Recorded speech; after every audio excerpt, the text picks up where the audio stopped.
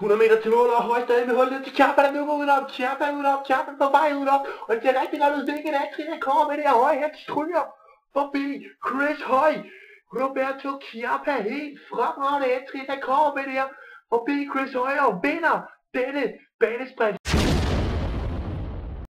Går du med problemer over, hvordan du skal vinde dine banesprinter i Pro Cycling Manager 2011, så følg med i den her guide, så vil jeg prøve at give dig et par fif til, hvordan du kan vinde. Vi starter her. Det er præcis det samme løb, som du så med kommenteringen før.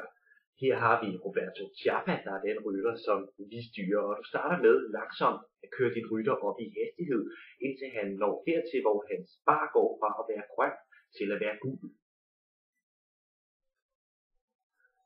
Når du nu har kørt igennem første sving, så kører du lidt op i banen og er omkring ved den blå linje.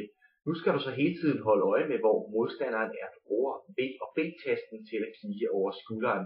V-tasten kigger over venstre skulder, og B-tasten kigger over højre. Når vi kommer igennem det her sving, og vi er henne ved, hvor der mangler halvanden omgang til mål, så skruer du farten helt ned og kører op i banen for at få din modstander til at gå forbi. Her bliver vi nødt til at skrue farten helt ned, og så langsomt kommer modstanderen foran.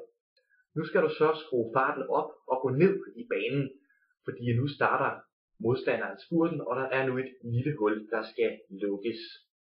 Du kommer nu tættere og tættere på din modstander, og lige inden du er helt oppe i baghjulet på ham, så går du op i banen, og så begynder du at hamre mellemrumstasten igennem, så du bruger din eksplosionsenergi.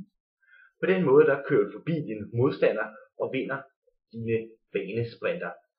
Så er det ellers bare at komme i gang med at køre nogle banesprinter derude og prøve denne her guide. Jeg tager gerne imod kritik og gode råd til, hvordan guiden kan forbedres